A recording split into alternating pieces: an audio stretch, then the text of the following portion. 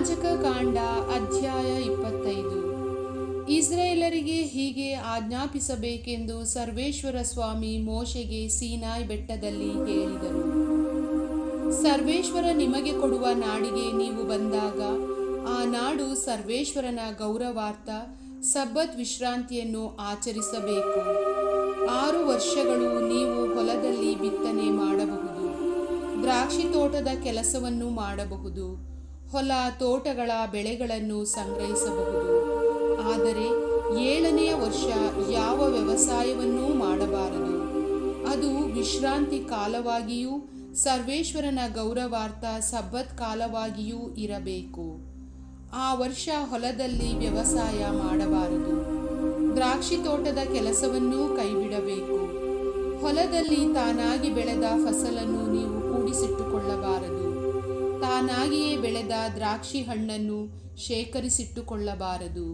ಆ ವರ್ಷ ಪೂರ್ತಿ ಭೂಮಿಗೆ ಸಂಪೂರ್ಣ ವಿಶ್ರಾಂತಿ ಇರಬೇಕು. ಆದರೆ ಅಂತಹ ಸಬ್ಬತ್ ಸಂವತ್ಸರದಲ್ಲಿ ಭೂಮಿ ತಾನಾಗಿಯೇ ಬೆಳೆದದ್ದು ನಿಮಗೆ, ನಿಮ್ಮ ದಾಸದಾಸಿಯರಿಗೆ, ಕೂಲಿಯವರಿಗೆ ಮತ್ತು ನಿಮ್ಮಲ್ಲಿ ತಂಗಿರುವ ಪರದೇಶಿಯರಿಗೆ ಹಾಗೂ ನಿಮ್ಮ ಪಶು ಪ್ರಾಣಿಗಳಿಗೆ ಮತ್ತು ನಾಡಿನ ಕಾಡು ಮೃಗಗಳಿಗೆ ಆಹಾರವಾಗಬಹುದು. ಅದಲ್ಲದೆ 7 ವರ್ಷಕ್ಕೆ ಒಂದರಂತೆ 7 ಸಬ್ಬತ್ ವರ್ಷಗಳನ್ನು ಎಣಿಸಬೇಕು. ಆ 7 ಸಬ್ಬತ್ ಸಂವತ್ಸರಗಳ ಕಾಲ, ಅಂದರೆ 49 ವರ್ಷಗಳು ಕಳೆದ ಮೇಲೆ 7ನೆಯ ತಿಂಗಳಿನ 10ನೆಯ ದಿವಸ ನಿಮ್ಮ ನಾಡಿನಲ್ಲೆಲ್ಲ ಕೊಂಬೂದಿಸಬೇಕು. ನೀವು ಆ 50ನೆಯ ವರ್ಷವನ್ನು ದೇವರಿಗೆ ಮೀಸಲಾದ ವರ್ಷವೆಂದು ಭಾವಿಸಬೇಕು.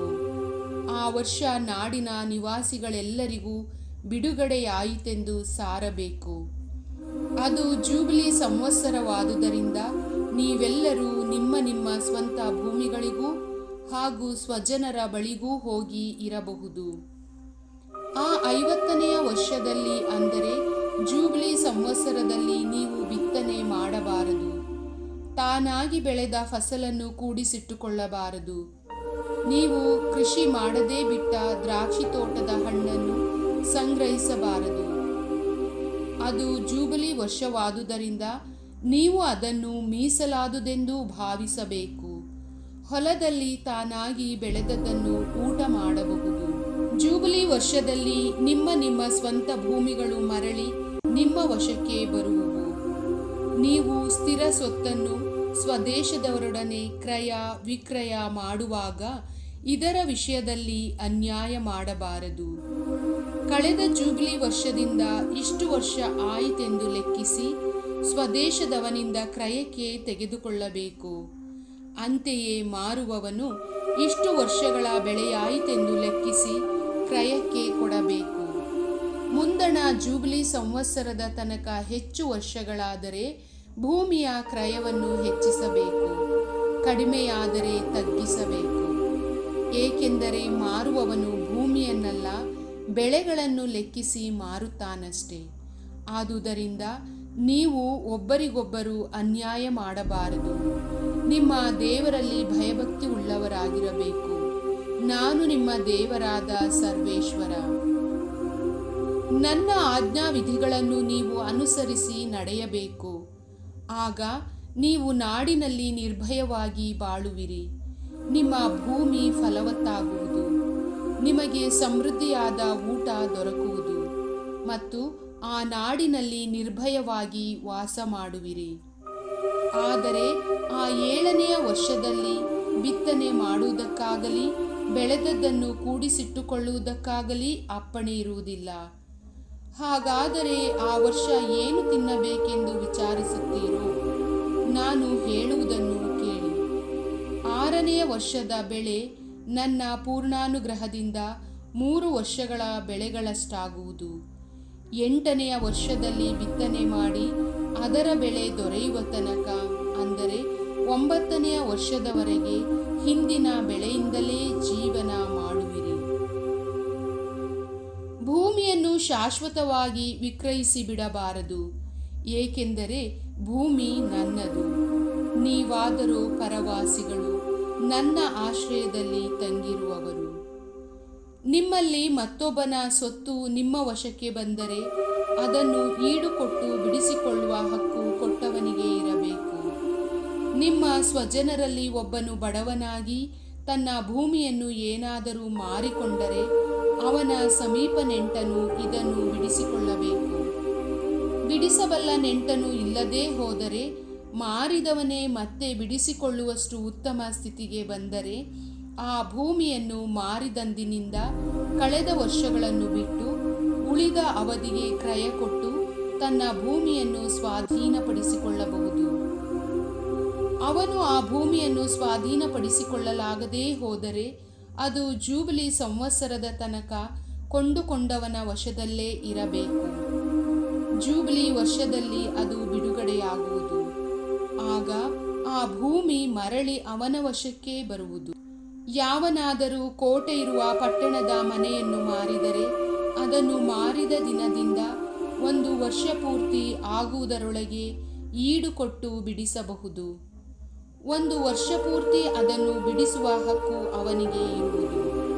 ಕೋಟೆ ಇರುವ ಪಟ್ಟಣದ ಆ ಮನೆಯನ್ನು 1 ವರ್ಷದೊಳಗೆ ಬಿಡಿಸಲು ಆಗದೇ ಹೋದರೆ ಅದು ಜೂಬಿಲಿ ಸಂವತ್ಸರದಲ್ಲೂ ಬಿಡುಗಡೆ ಆಗದೆ ಕ್ರಯ ಕೊಟ್ಟವನಿಗೂ ಅವನ ಸಂತತಿಯವರಿಗೂ ಶಾಶ್ವತವಾಗಿ ಉಳಿಯುವುದು. ಕೋಟೆ ಇಲ್ಲದ ಊರುಗಳಲ್ಲಿರುವ ಮನೆಗಳಲ್ಲಿ ಬಯಲಿನ ಹೊಲಗಳಂತೆ ಎಣಿಸಬೇಕು. ಅವುಗಳನ್ನು ಬಿಡಿಸಿಕೊಳ್ಳುವ ಹಕ್ಕು ಇರುವುದು. ಜೂಬಿಲಿ ಸಂವತ್ಸರದಲ್ಲಿ ಅವು ಬಿಡುಗಡೆಯಾಗುವವು. ಆದರೆ ಲೇವಿಯರ ಸ್ವತ್ತಾಗಿ ಇರುವ ಪೇಟೆಗಳಲ್ಲಿನ ಮನೆಗಳು ಮಾರಲ್ಪಟ್ಟರೆ ಅವುಗಳನ್ನು ಬಿಡಿಸಿಕೊಳ್ಳುವ ಹಕ್ಕು ಲೇವಿಯರಿಗೆ ಯಾವಾಗಲೂ ಇರುವುದು.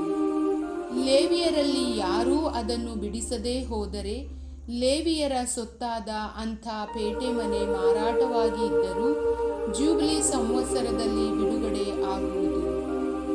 ಏಕೆಂದರೆ ಇಸ್ರಾಯೇಲರ ಮಧ್ಯೆ ಇರುವ ಲೇವಿಯರ ಪೇಟೆ ಮನೆಗಳು ಅವರ ಶಾಶ್ವತ ಸೊತ್ತು. ಅವರು ತಮ್ಮ ಪೇಟೆಗಳಿಗೆ ಸೇರಿರುವ ಹುಲ್ಲುಗಾವಲನ್ನು ಮಾರಲೇ ಕೂಡದು. ಅದು ಅವರಿಗೆ ಶಾಶ್ವತವಾದ ಸೊತ್ತು.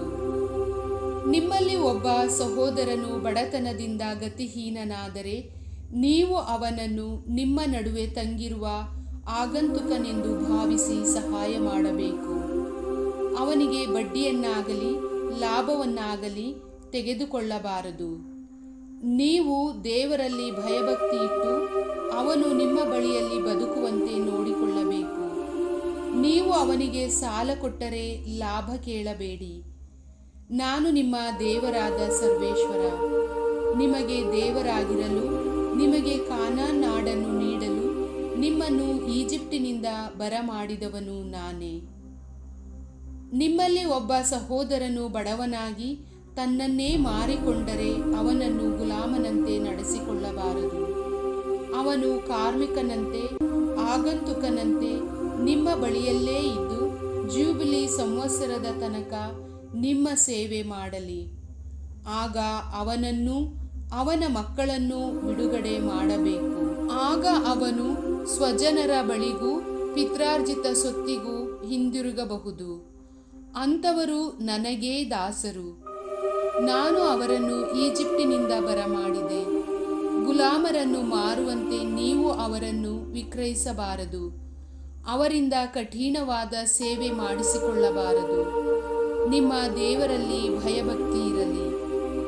ಗುಲಾಮಗಿರಿಗಾಗಿ ನಿಮಗೆ ಸ್ತ್ರೀ ಪುರುಷರು ಬೇಕಾದರೆ ಸುತ್ತಮುತ್ತಲಿರುವ ಅನ್ಯರನ್ನು ಕೊಂಡುಕೊಳ್ಳಬಹುದು. ನಿಮ್ಮ ನಡುವೆ ಇರುವ ಪರವಾಸಿಗಳನ್ನು, ನಿಮ್ಮ ನಾಡಿನಲ್ಲೇ ಅವರಿಂದ ಹುಟ್ಟಿದವರನ್ನು ಕೊಂಡುಕೊಳ್ಳಬಹುದು. ಅಂಥವರು ನಿಮಗೆ ಸೊತ್ತಾಗಬಹುದು. ಅಂಥವರನ್ನು ಸ್ವಾಧೀನಪಡಿಸಿಕೊಂಡು ನಿಮ್ಮ ತರುವಾಯ ನಿಮ್ಮ ಸಂತತಿಯವರಿಗೆ ಶಾಶ್ವತ ಸೊತ್ತಾಗಿ ಕೊಟ್ಟು ಬಿಡಬಹುದು. ಅವರನ್ನು ಜೀತದಾರರನ್ನಾಗಿ ಮಾಡಿಕೊಳ್ಳಬಹುದು. ಆದರೆ ಇಸ್ರಾಯೇಲರಾದ ನೀವೆಲ್ಲರೂ ಸಹೋದರರು. ಆದುದರಿಂದ ಒಬ್ಬರಿಂದೊಬ್ಬರು ಕ್ರೂರವಾಗಿ ಸೇವೆ ಮಾಡಿಸಿಕೊಳ್ಳಬಾರದು. ನಿಮ್ಮ ಸಹೋದರರಲ್ಲಿ ಒಬ್ಬನು ಬಡವನಾಗಿ ನಿಮ್ಮ ನಡುವೆ ಮನೆ ಮಾಡಿಕೊಂಡ ಧನವಂತನಾದ ಅನ್ಯ ದೇಶದವನಿಗಾಗಲಿ ಅವನಿಗೆ ಸೇರಿದವನಿಗಾಗಲಿ ತನ್ನನ್ನು ಮಾರಿಕೊಂಡಿದ್ದರೂ ಅವನಿಗೆ ಬಿಡುಗಡೆಯಾಗಬಹುದು. ಅವನ ಬಂಧುಗಳಲ್ಲಿ ಯಾರಾದರೂ ಈಡುಕೊಟ್ಟು ಅವನನ್ನು ಬಿಡಿಸಬಹುದು. ಅವನ ದೊಡ್ಡಪ್ಪ ಚಿಕ್ಕಪ್ಪಂದಿರಾಗಲಿ, ಇವರ ಮಕ್ಕಳಾಗಲಿ ಅಥವಾ ಸಮೀಪ ಬಂಧುಗಳಲ್ಲಿ ಯಾರೇ ಆಗಲಿ ಈಡುಕೊಟ್ಟು ಅವನನ್ನು ಬಿಡಿಸಬಹುದು. ಬೇಕಾದಷ್ಟು ಹಣವು ದೊರೆತರೆ ತನ್ನನ್ನು ತಾನೇ ಬಿಡಿಸಿಕೊಳ್ಳಬಹುದು. ಅವನು ತನ್ನನ್ನು ಮಾರಿಕೊಂಡ ವರ್ಷ ಮೊದಲುಗೊಂಡು ಮುಂದೆ ಜೂಬಿಲಿ ಸಂವತ್ಸರದ ತನಕ ದಣಿಯ ಸಂಗಡ ವರ್ಷಗಳ ಲೆಕ್ಕವನ್ನು ಮಾಡಿ ಆ ಲೆಕ್ಕದ ಮೇರೆಗೆ ಬಿಡುಗಡೆಯ ಕ್ರಯವನ್ನು ಕೊಡಬೇಕು. ಕೂಲಿಯವನ ವಿಷಯದಲ್ಲಿ ಲೆಕ್ಕಿಸುವಂತೆ ಅವನ ವಿಷಯದಲ್ಲಿ ಲೆಕ್ಕಿಸಬೇಕು. ಜೂಬಿಲಿ ಸಂವತ್ಸರವು ಬರುವುದಕ್ಕೆ ಇನ್ನೂ ಅನೇಕ ವರ್ಷಗಳಿದ್ದರೆ ಹೆಚ್ಚು ಭಾಗವನ್ನು, ಕೆಲವು ವರ್ಷಗಳು ಮಾತ್ರ ಉಳಿದರೆ ಸ್ವಲ್ಪ ಭಾಗವನ್ನು ದೇಣಿಗೆ ಕೊಟ್ಟು ತನ್ನನ್ನು ಬಿಡಿಸಿಕೊಳ್ಳಬೇಕು. ಅವನು ವರುಷಕ್ಕೆ ಗೊತ್ತು ಮಾಡಿಕೊಂಡ ಕೂಲಿಯವನಂತೆಯೇ ದಣಿಯ ಬಳಿಯಲ್ಲಿರಬೇಕು. ಆ ದಣಿ ಅವನಿಂದ ಕಠಿಣವಾಗಿ ಸೇವೆ ಮಾಡಿಸಿಕೊಳ್ಳುವುದನ್ನು ನೀವು ನೋಡಿ ಸುಮ್ಮನೆ ಇರಬಾರದು.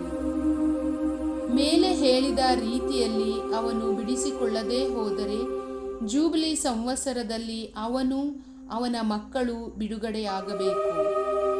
ಏಕೆಂದರೆ ಇಸ್ರಾಯೇಲರು ನನ್ನ ದಾಸರೇ, ನಾನು ಅವರನ್ನು ಈಜಿಪ್ಟಿನಿಂದ ಬರಮಾಡಿದೆನಲ್ಲವೇ? ನಾನು ನಿಮ್ಮ ದೇವರಾದ ಸರ್ವೇಶ್ವರ. ಪ್ರಭುವಿನ